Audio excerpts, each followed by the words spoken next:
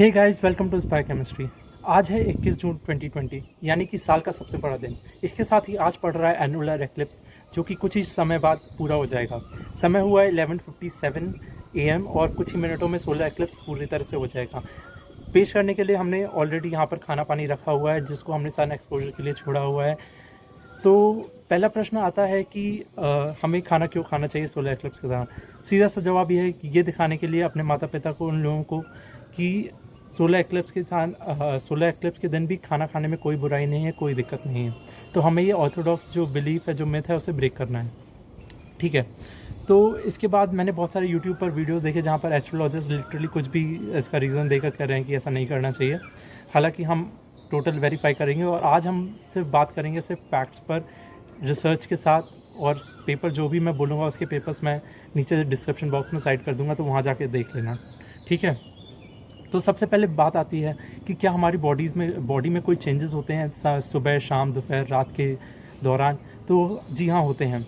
आयुर्वेद का जो सिद्धांत है कि बॉडी के थ्री बेसिक एलिमेंट्स होते हैं, काफ, वात, पित्त और कफ। उनकी अलग अलग जो है डिस्ट्रीब्यूशन, बैलेंस अलग अलग होता है अलग अलग समय। कभी कुछ डोमिनेट होता है, कभी कुछ डोमिनेट होता है। तो इसको नकारा नहीं जा सकता, लोग इसको लिटरली फील कर सकते हैं। तो ये टोटली सच बात है कि आपका समय के हिसाब से आपकी बॉडी पे कुछ ना कुछ असर होता ही होता है। ठीक है। अब बात करते हैं साइंस की। तो सबसे पहले सोलर एक्लिप्स को समझने के लिए, सोलर एक्लिप्स तो आप जानते ही होंगे, हम बात करेंगे रेडिएशन की। जब नॉर्मल डे, जिस दिन सोलर एक्लिप्स नहीं होता है, सन हमें रेडिएशन देता है। ठीक है। रेडिएशन का 4% जो होता है वो अल्ट्रावायलेट रीजन में आता है, कुछ 42% जो है विजिबल में आता है, और रेस्ट 51 और 50% कुछ आता है IR में। बट जब सोलर एक्लिप्स पड़ता है तो जो रेडिएशन होता है उसमें फ्लक्चुएशन होता है। तो उसकी हम बात करेंगे। सबसे पहले अभी आज मैं देख रहा था कि बहुत सारे अगर आप न्यूज़ चैनल खोलेंगे तो बता रहे हैं कि कहीं पिंक दिख रहा है, कहीं ग्रीन दिख रहा है। उसका सीधा सा रीज़न है कि फ़िल्टर, जो अलग अलग फ़िल्टर्स होते हैं, उनकी कट ऑफ वेवलेंथ अलग अलग होती है। तो कोई वेवलेंथ, अगर एक फ़िल्टर एक वेवलेंथ कट ऑफ कर रहा है तो आपको दूसरा कलर दिखेगा, लाल या हरा। या आप फ़िल्टर किस चीज़ से बना है, पॉलीमर से बना है, उसमें कौन सा मेटल है, कौन सी चीज़ें हैं, उस पर भी डिपेंड करता है। तो ऐसा कुछ नहीं कि सन का कलर बदल के, ऐसा कुछ भी नहीं है। ठीक है। तो एक और प्रश्न, आज मैं वीडियो इसलिए इधर बना रहा हूँ क्योंकि लाइट थोड़ी सी कम है और बादल भी थोड़े थे, तो जैसे ही समय मिला हमने इसको शूट किया है। डायरेक्ट सन को नहीं देखना चाहिए। उसका रीज़न ये है कि जो सन की रेडिएशन है, जब हमारी जो प्यूपिल होती है, अगर नॉर्मल डेज है तो आप सन को बहुत देर स्टेयर नहीं कर सकते क्योंकि बहुत ज़्यादा ब्राइट होता है, तो आपकी प्यूपिल सिकुड़ जाती है, तो बहुत से कम लाइट अंदर जाने का प्रयास करती है। बट क्योंकि जब सोलर एक्लिप्स होता है, जो सन होता है वो कवर्ड होता है, तो उसकी इंटेंसिटी ड्रॉप हो जाती है। इंटेंसिटी ड्रॉप होगी तो आपकी प्यूपिल जो थोड़ी सी रिलेटिवली ज़्यादा एक्सपांड होगी। जब एक्सपांड होगी तो वो ज़्यादा लाइट को अंदर जाने देगी।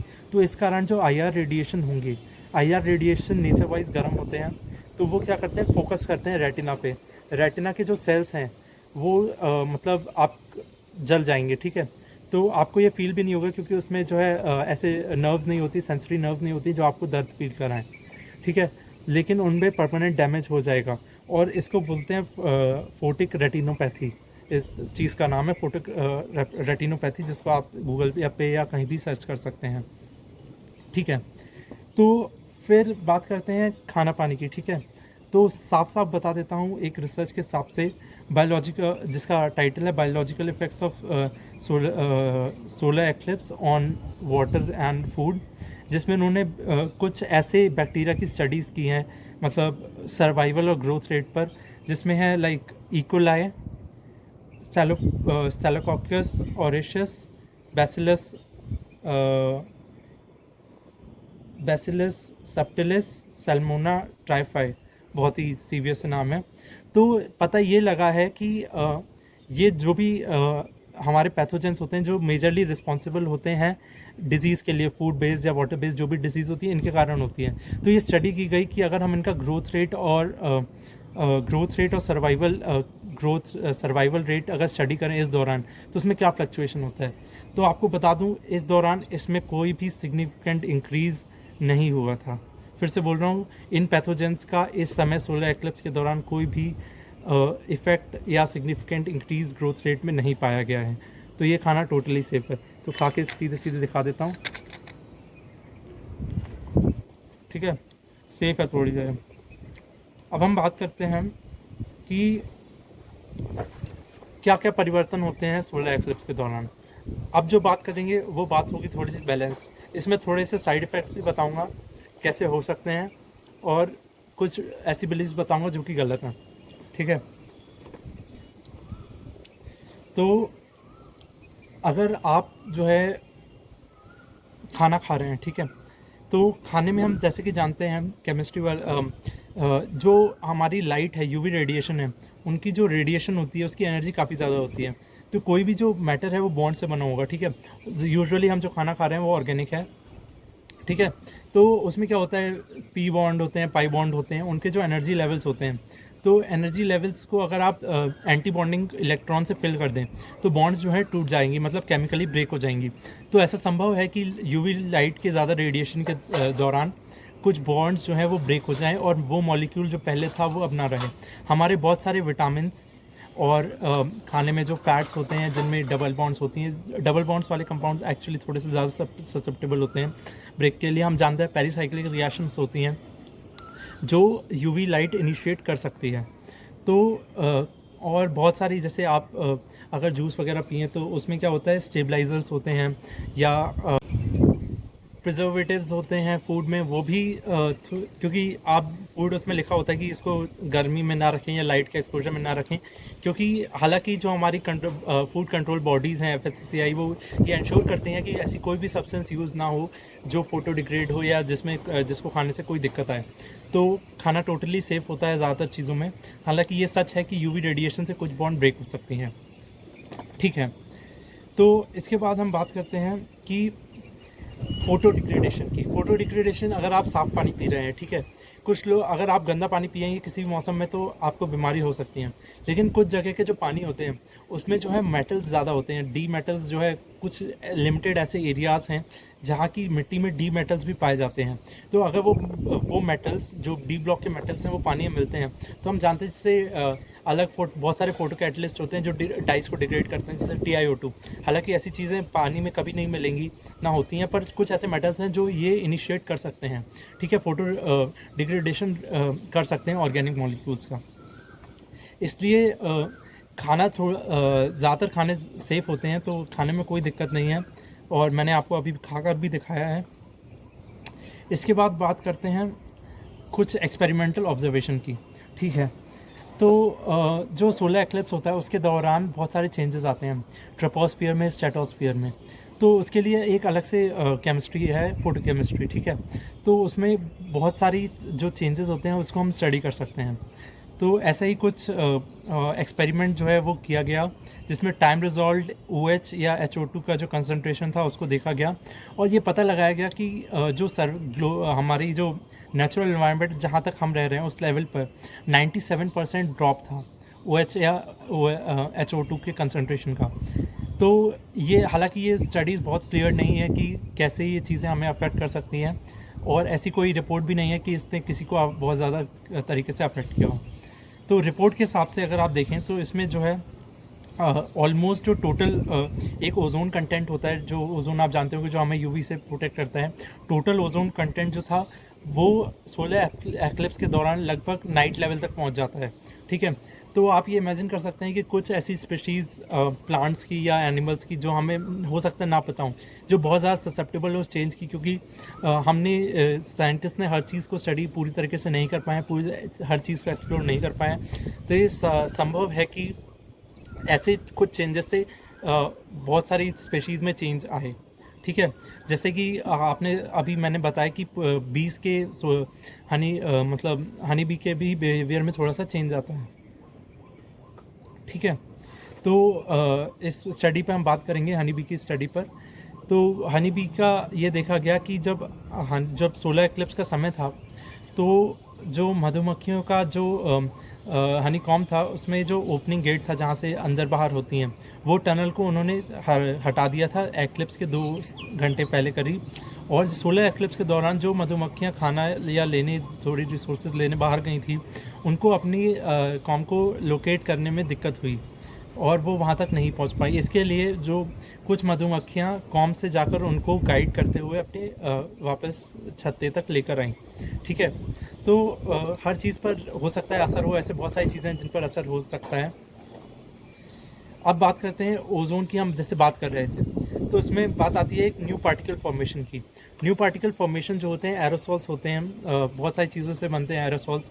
इसकी अगेन एक अलग ब्रांच है, डिटेल्स नहीं जाऊंगा क्योंकि बहुत ज़्यादा टेक्निकल हो जाएगी। आप ये सोच सकते हैं कि जो न्यू पार्टिकल बनते हैं, मतलब ये ज़्यादातर एरोसॉल्स होते हैं ट्रोपोस्फियर में, और ये हमें कई तरह हमें इनडायरेक्टली अफेक्ट करते हैं, क्योंकि ये अफेक्ट कर सकते हैं किस चीज़ को, प्रेशर को अफेक्ट कर सकते हैं, टेम्परेचर को अफेक्ट कर सकते हैं, वेदर को अफेक्ट कर सकते हैं, और इसलिए इनडायरेक्टली हमें भी ये अफेक्ट कर सकते हैं। ठीक है, तो जब एक्लिप्स लगता है तो ये देखा गया है कि जो यूवी रेडिएशन होती है, यूवी रेडिएशन जो लेवल की होती है करीब, अगर आप ग्राफ देखें इस स्टडी के हिसाब से, तो ये पाया गया कि जो यूवी रेडिएशन है 320 और 360 वेवलेंथ की, उनमें जो है बहुत ज़्यादा फ्लक्चुएशन होता है। मतलब अगर आप आधा सोलर क्लिप्स हुआ है तो अबाउट 11 टाइम्स ज़्यादा यूवी रेडिएशन हो जाता है। हालांकि मेरा सेंस है कि जैसे पूरी इंटेंसिटी है, जब थोड़ा कवर हो जाएगा फ्लक्स कम हो जाएगी, पर जो रिलेटिव डिक्रीज है वो यूवी में कम होगा एज़ कम्पेयर टू विजिबल। तो अब विजिबल रीजन कम है उसके हिसाब से, फ्लक्स के हिसाब से, पर यूवी रीजन ज़्यादा है, और उसकी वेवलेंथ कितनी ज़्यादा हो रही है, 11 टाइम्स बढ़ रही है, और फुल सोलर एक्लिप्स के दौरान ये 670 टाइम्स ज़्यादा हो जाती है। ठीक है, तो ऑलरेडी ये पाया जा चुका है कि यूवी हमें कई तरह से अफेक्ट करता है। हालांकि इसकी अगेन कोई रिपोर्ट नहीं है क्योंकि ये बहुत माइन्यूट समय रहती है और इसकी फ्लक्स कम है। मैं ये सिर्फ कहना चाहता हूँ कि यूवी का परसेंटेज ज़्यादा होता है। अब ऐसे ही बात कर लेते हैं उन प्रभावों पर जो इस समय आते हैं। तो इस समय बहुत सारे चेंजेस आते हैं, टेम्परेचर में भी चेंज आता है, प्रेशर में भी चेंज आता है, और चेंज आता है ग्रेविटी में। जी हाँ, ग्रेविटी में भी चेंज आता है। ये स्टडीज से पाया गया है कि थोड़ा सा हमें जो है ग्रेविटी से रिलैक्सेशन या प्रोटेक्शन सॉर्ट ऑफ मिलता है, जो कि आप इस पेपर में जाके पढ़ सकते हैं। और तो ऐसी बहुत सारी चीज़ें जो हमें अफेक्ट कर सकती हैं। अब बात करते हैं एक ऐसी स्टडी की कि कैसे बचा जा सकता है। तो फ़िलहाल इस पर बहुत सारी स्टडीज़ चल रही हैं। बीच में ये रिपोर्ट आई थी, जैसे कि आप इस पेपर में देख पाएंगे, कि बीटा कैरोटीन, ये कहा गया था कि आप ओरल सप्लीमेंट ले सकते हैं। बीटा कैरोटीन, आपको बता दूं, एक विटामिन ए का सप्लीमेंट होता है, मतलब प्रिकर्सर होता है, जिससे आप विटामिन ए सिंथेसाइज कर सकते हैं। तो जो ऐसे रिलेटिव चीज़ें होती हैं, तो जो यूवी रेडिएशन होता है वो सबसे ज़्यादा हो जाता है। तो बीटा कैरोटीन क्या होता है कि अगर ऐसा कहा गया था कि आप ओरियल सप्लीमेंट्स देकर अगर यूवी रेडिएशन में जाते हैं तो ये कुछ हद तक आपको प्रोटेक्शन दे सकता है। लेकिन अगेन बहुत सारी ऐसी स्टडी सामने आई, ऐसी रिसर्च सामने आई जिसमें कहा ये सही है, और बहुत सारी ऐसी भी सामने आई जिसमें कहा कि इसका इफेक्ट बहुत ज़्यादा प्रोनाउंस नहीं है, कि ये बहुत ज़्यादा हद तक ऐसा कुछ नहीं करता है।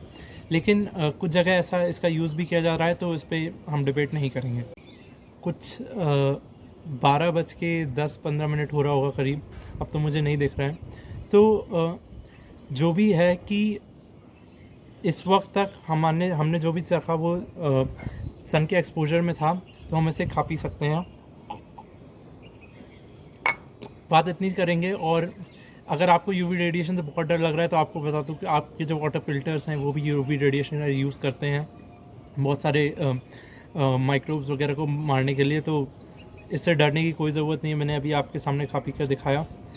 तो ऐसा आप घर पे भी कर सकते हैं। और अगर आपको ये वीडियो पसंद आए, प्लीज़ ये जाकर वीडियो अपने माता पिता को ज़रूर दिखाएं, क्योंकि हमारा चैनल सिर्फ पढ़ाई के लिए नहीं है, हम बहुत सारी चीज़ें ऐसी करते हैं जो ज़रूरत है करने की।